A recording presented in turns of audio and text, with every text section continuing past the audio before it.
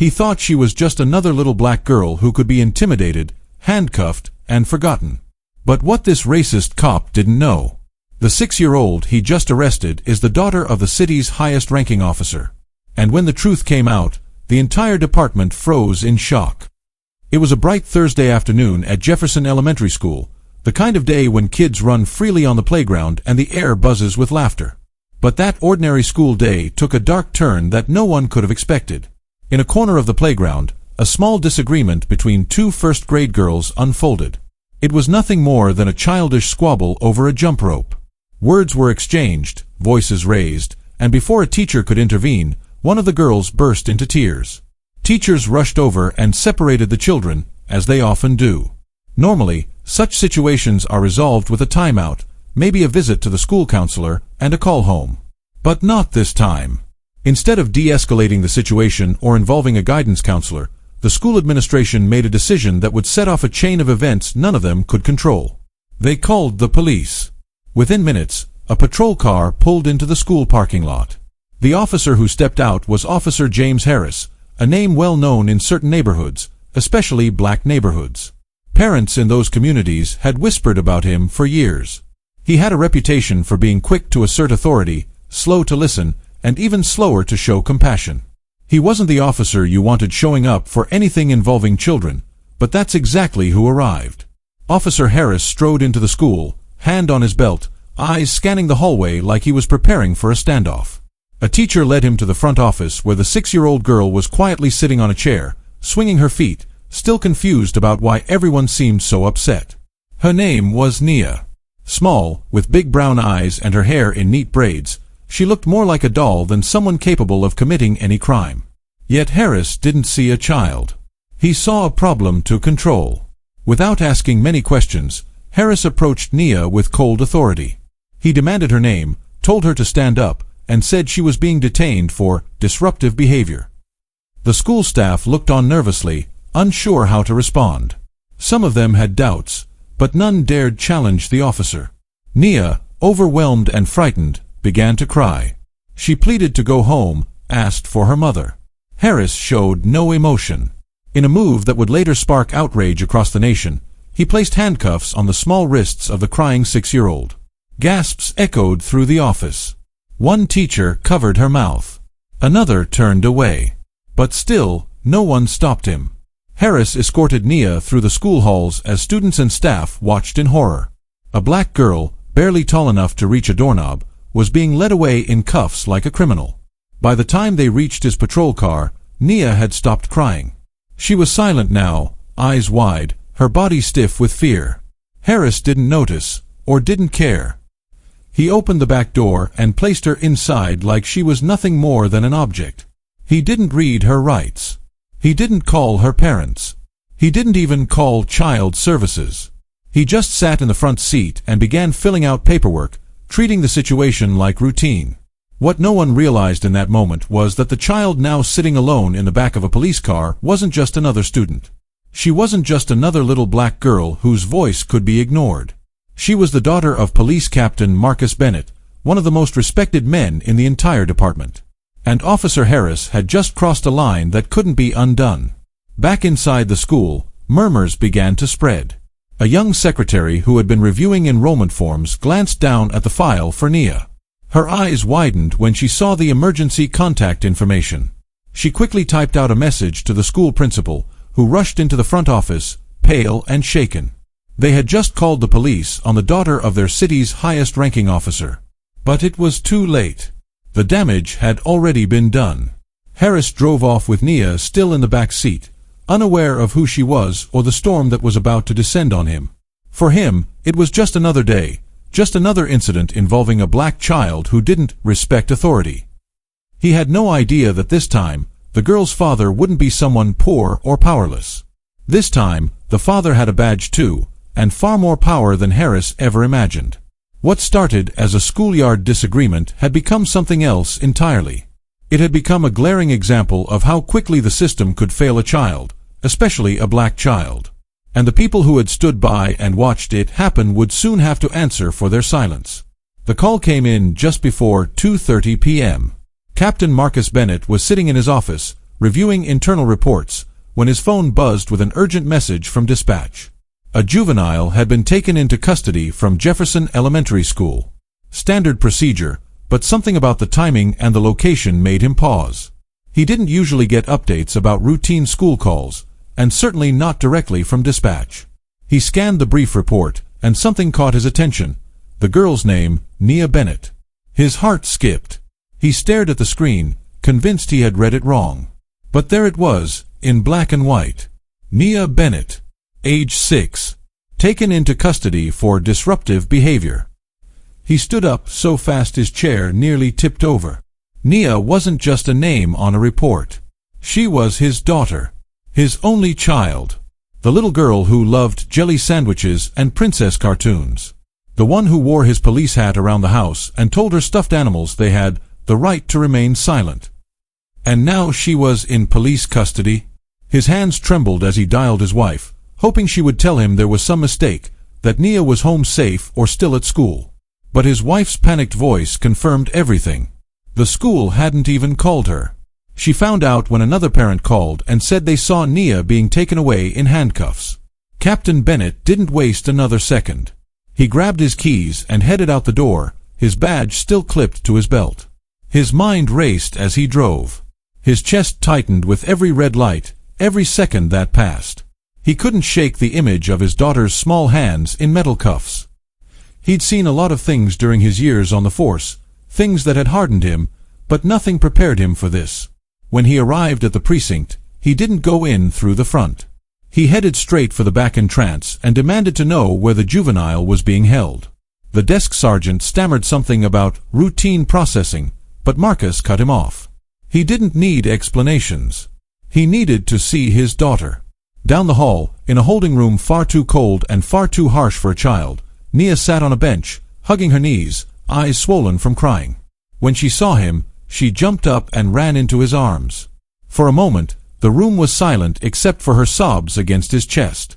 He held her close, his protective instincts crashing over him like a wave. She kept asking what she did wrong. Why the mean man put handcuffs on her. Why the teachers didn't stop it. And for the first time in years, Marcus found himself speechless. There were no words that could explain to a 6-year-old why the world could be so cruel, especially to someone who looked like her. When he finally carried her out of the room, he was met by several officers who had just learned what happened. Some looked down in shame. Others stood frozen. But one face caught his attention. Officer James Harris. He stood in the hallway, arms crossed, looking more annoyed than apologetic. Marcus approached him with fire in his eyes. He demanded an explanation. Harris, oblivious to the depth of his mistake, tried to defend his actions.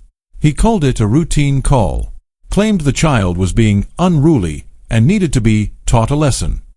He even said he was just following protocol. Protocol. That word echoed in Marcus's mind like a gunshot. Since when did protocol include traumatizing a 6-year-old?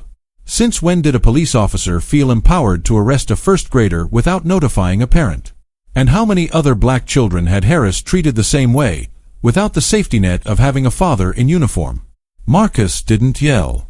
He didn't need to. His silence, his glare, his presence, all of it made the air heavy. Harris realized, too late, who he had arrested. And for the first time since the incident, the smug confidence drained from his face. He knew then that his career wasn't just in jeopardy, it might be over. The precinct, once filled with the usual noise of phones and radios, felt eerily quiet. Everyone had heard. Everyone understood the gravity of what had just happened. A line had been crossed, not just because the child was the captain's daughter, but because it revealed a rot deeper than anyone wanted to admit. Back in his car, Marcus looked at Nia through the rear-view mirror. She was quiet now, staring out the window, holding her stuffed bunny. He reached back and gently squeezed her hand. He knew this wasn't just about her anymore. It was about every child who didn't have a parent with a badge. Every child who had been silenced, handcuffed, or hurt because of the color of their skin. He had spent years working inside the system, trying to make it better from within. But now, the system had come for his own. And that changed everything. News of the incident didn't stay within the precinct walls for long. By the end of the day, someone had leaked a photo. Nia, 6 years old, in handcuffs, led down the school hallway by a uniformed officer. The image was grainy but unmistakable. Her small frame, her pigtails, the oversized cuffs swallowing her wrists, it was a photograph that hit like a punch to the gut. Within hours, it was everywhere. On local news, on social media, on national talk shows. Hashtags exploded. Outrage erupted not just in the city but across the country. Civil rights groups issued statements condemning the use of law enforcement against children, especially black children. Activists called it state-sponsored trauma. Educators questioned how any adult could stand by and let this happen. The community around Jefferson Elementary was the first to respond. Parents, especially black and brown parents, began sharing their own experiences. Children suspended for trivial behavior, called aggressive for raising their voices, labeled as threats by teachers who barely knew their names. For them, what happened to Nia wasn't shocking. It was a confirmation of everything they had feared and endured. Outside the school gates, protesters gathered with signs reading, "Let black kids be kids," and "She's 6, not a suspect." Local pastors, community leaders, and youth advocates demanded answers. Parents pulled their kids from school. Others stormed the next school board meeting, demanding to know who had authorized the call to police and why no one stepped in to stop the arrest. Meanwhile, inside the police department, pressure mounted like a ticking clock. Captain Marcus Bennett found himself in a position no father should be in. He wasn't just grieving as a parent. He was navigating the wreckage as a leader. The same officers who had once looked to him for guidance now looked at him with unease, wondering how he would respond. He didn't hesitate. The following morning, he called an emergency meeting with the Internal Affairs Division.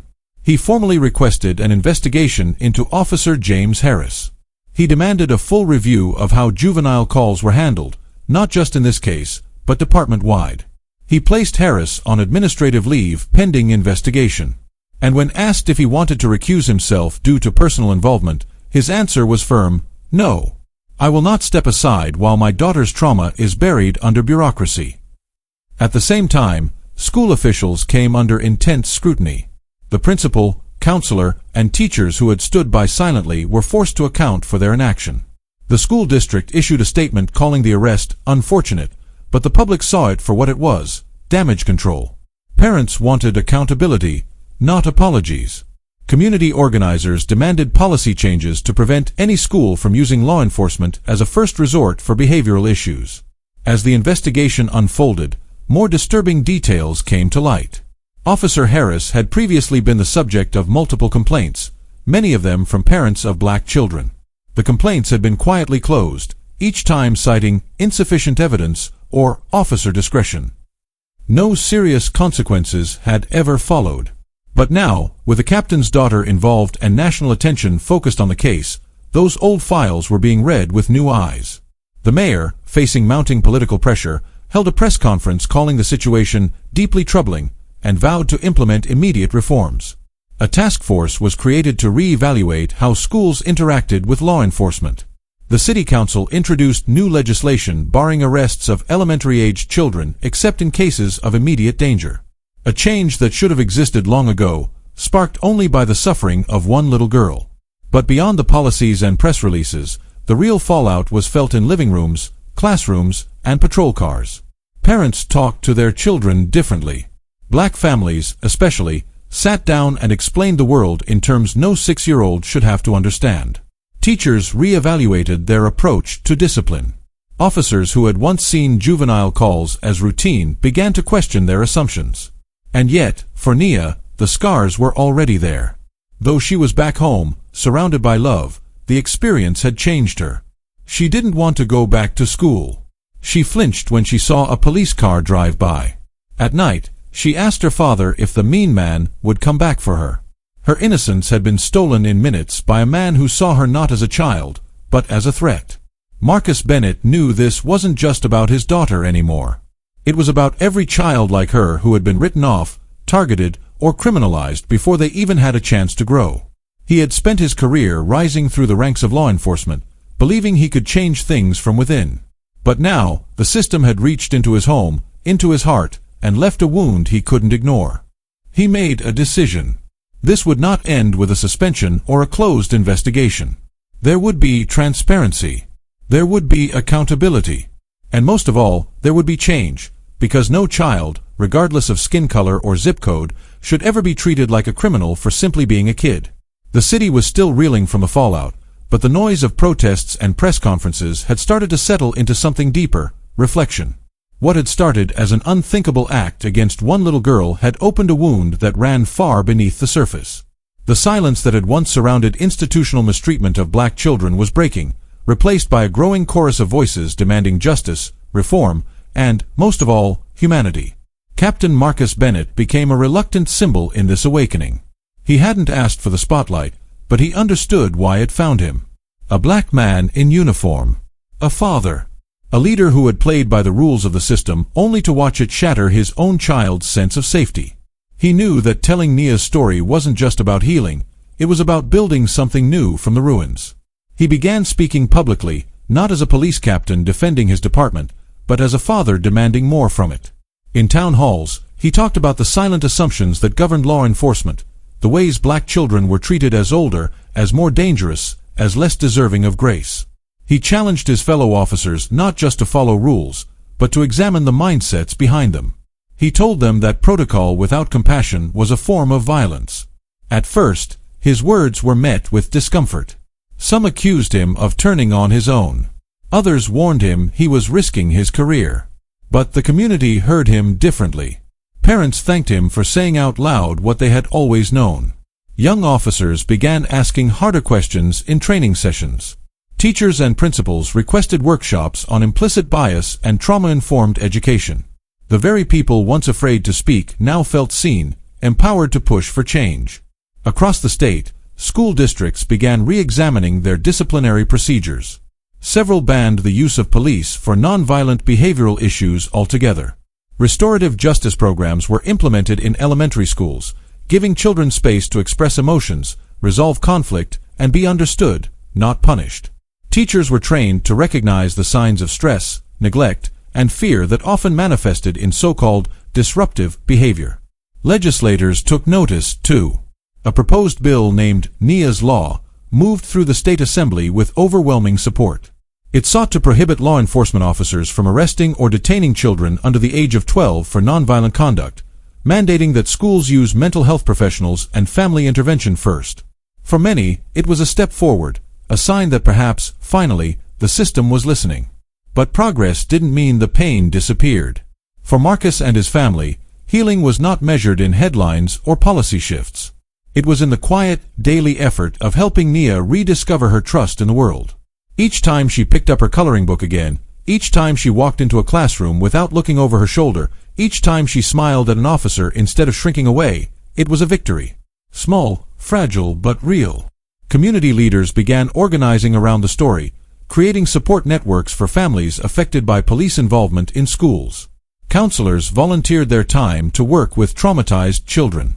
Black parents, once isolated in their fears, came together to advocate for their kids. What had once been individual grief transformed into collective action. Officer Harris, the man at the center of it all, faced a formal disciplinary hearing. Unlike the past complaints that quietly disappeared, this time there was transparency. He was found to have violated department policy, demonstrated poor judgment, and shown a pattern of bias in his previous conduct. His badge was revoked, and his dismissal was made public. It wasn't just about punishing one man, it was about signaling a shift in what would no longer be tolerated. The ripple effect continued. In other cities, parents and activists invoked Nia's story to spotlight their own battles with over-policing in schools. More people started asking why black children were disproportionately disciplined, suspended, and criminalized. Data long ignored now fueled conversations about fairness, equity, and the role of race in childhood experiences. And at the heart of it all remained a little girl who had simply cried too loudly in class one day. A girl who wore bows in her hair and brought stickers to school. A child who should have been met with care, not cuffs. Because of her, a system had been forced to look in the mirror. And though it had taken too long, and the cost had been too high, the mirror had finally cracked. Marcus often thought about how close they had come to becoming just another story no one hears. If he hadn't been a captain, if her name hadn't caught his eye on the report, If the picture hadn't gone viral, how many more Neos would there be? But he also saw how one spark of truth, when ignited by courage, could light a fire across an entire nation. Change, he realized, doesn't always begin with policy or protest. Sometimes, it begins with the tears of a child, the rage of a father, and a community that refuses to let silence win. If this story moved you, don't let it stop here. Speak up. Sure. Start the conversation. No child should ever be treated like a criminal for simply being a child, especially not because of the color of their skin.